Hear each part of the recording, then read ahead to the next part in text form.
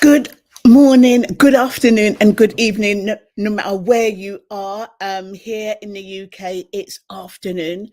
And the purpose of this video is to talk about youth mental health. So our kids have been back at school for 3 weeks. There's another 3, maybe 4 weeks into half term. Perhaps they did some mocks in December or maybe even in January, and they're looking at the what's so. When I say the what's so, I mean the grades that they've got, or the levels they've got, and the levels that they were predicted, or like they were said to get the predicted outcomes, and maybe there's a gap. And this is a difficult time, or can be a difficult time of the year, where our young people are looking at motivating themselves to complete these exams and do them well. So today we're going to talk about something that we do with our young people. We when we're mood mentoring them, when we're in our drama workshops, and we use a map. It's called a mood map, and a mood map is something that monitors and measures their mood, because a lot of young people, they've come to me and they said, well, my doctor's diagnosed me with they've diagnosed me with generalized anxiety, or my doctor's diagnosed me with depression, as if it's a fixed thing and there's nothing they can do to change it, and they're wrong. So by the time our children leave their drama workshops, they know that mood is a mixture of two things, and I'm going to say a little bit more about that later, and that it can be managed and it can be tweaked and it can be changed depending on what you do. So mood is a mixture of two things. It's a mixture of how much or how little energy you've got and how you're feeling. Are you feeling really on kind of, you're feeling low, for example, like, like rubbish. Sometimes we wake up, we're feeling a rubbishy mood, or you're feeling really, really good and you're feeling really high. You're feeling a really good mood. And it's these two things, like that degree of pleasantness, how good or rubbish you're feeling, and the energy that you've got, that gives you your mood in that moment. So, and furthermore, it can be changed. So I'm going to share with you what we use when we're training our mood mentors and when we're doing drama workshops with our young people. So this little instrument that we call a mood map, to help them measure their mood, and once they know where their mood is, that they can do something about it. So I'm just going to add my my little mood map. Just bear with me 1 second while we do this.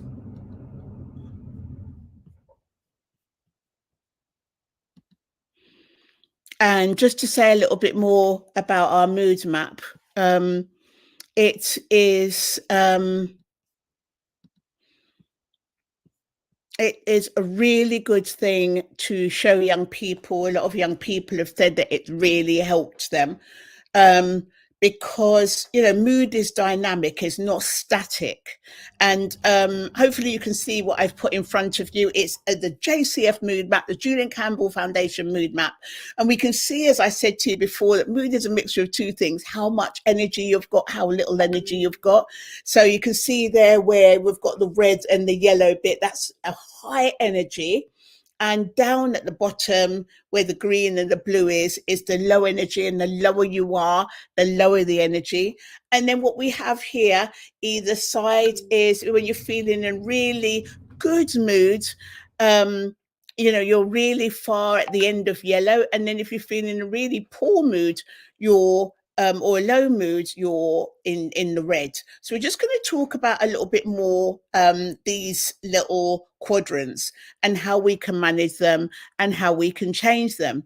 So let's have a look. So a lot of young people that we mentor, they are in the red. So they can be stressed. So I'm just going to get my little cursor, and they can be stressed. So this mood map has been calibrated by about 25 young people. We looked at various moods, and they said, well, no, I wouldn't say that, I would say this. So for example, up here on the yellow section here, like somebody's feeling hyped or somebody's gassed, they're really, really energetic, and this is what they would be saying, rather than saying, oh, I'm feeling really energetic today.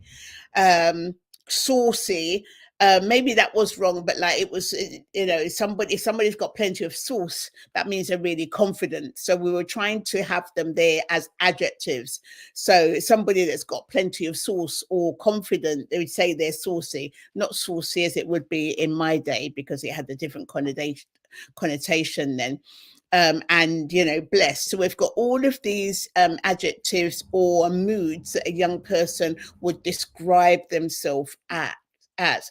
And so many young people come to us and they would describe themselves as overwhelmed or anxious, crumbling, shook, or panic, or confused. And all these are in the red zone, which is low, which is high energy, and it's a poor mood. And what do we do in those times? So sometimes a young person might be revising for their exams and they're feeling really stressed out and they're not quite sure what to do. And then in the old days, like many centuries ago, if we were being chased by an animal or something like that, we would have a burst and a shot of adrenaline, and that adrenaline would give us that energy to just get out of there. It's flight and fright. It's not there to analyze or help us think or reflect or anything like that. It's just for us to get out of there. And what's happening in this day and age is that we have a threat, and the threat might not be an animal that's out to kill us, but it might be a teacher that's threatening the homework, or it might be some friends, or somebody at school that's fallen out and they're threatening, or it could be anything like that. But instead of escaping, we let it build up and up and up and up and up.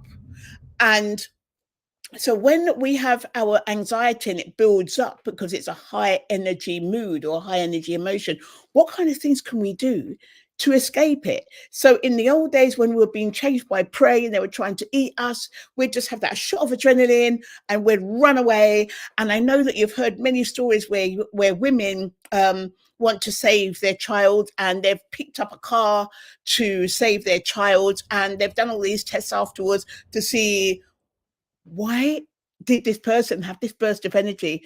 And there's no explanation for this burst of energy, this burst of adrenaline.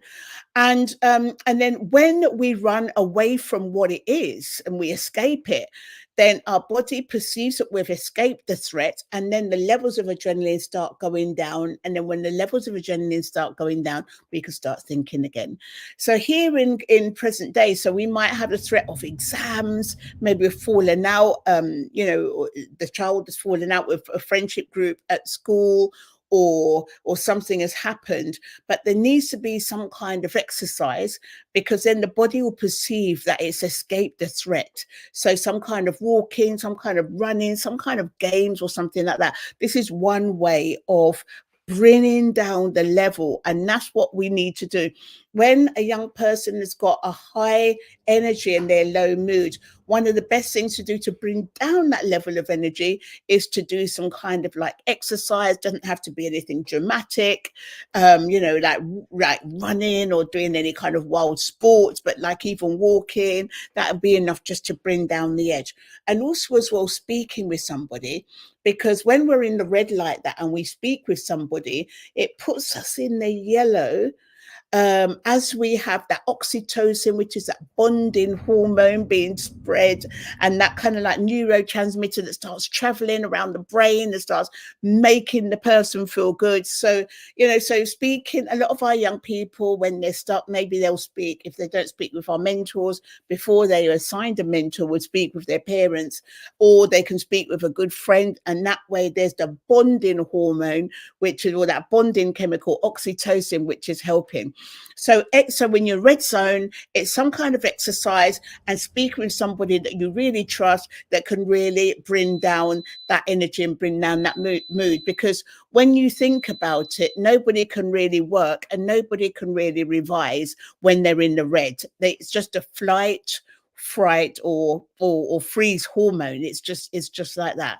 So in the other extreme, in the blue side, so if you're low energy and you've got a low mood, sometimes it can be good being in this quadrant, because this is good for analytical thinking, and thinking things through and analysis. And we'll find that when we're in the blue zone, that it's it's something that can be good to plan work, to complete essays and assignments and things like that, you know, because there's that hormone, cortisol.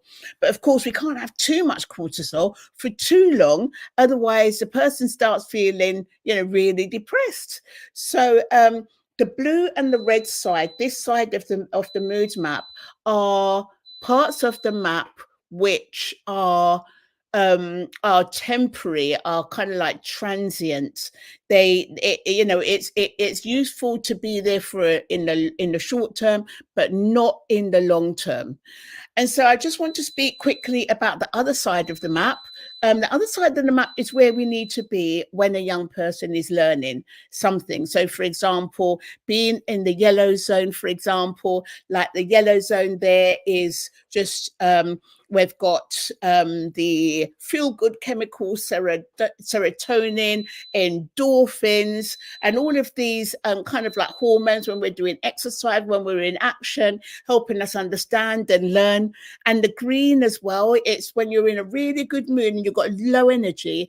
These two parts of the mood map are where we want to be when we're learning. And in the blue as well, that does help a little bit, but not the red side. So today we've looked at mood maps. Today we've looked at how we can help young people to map out their moods. If you'd like to hear more about that, please do let us know. We've got a little booklet that we share with our mentees, and we show them to measure their mood 4 times a day, because that way they can see which activities and which people even put them in the red side, on the blue side, and which activities or people put them in the yellow side or the green side.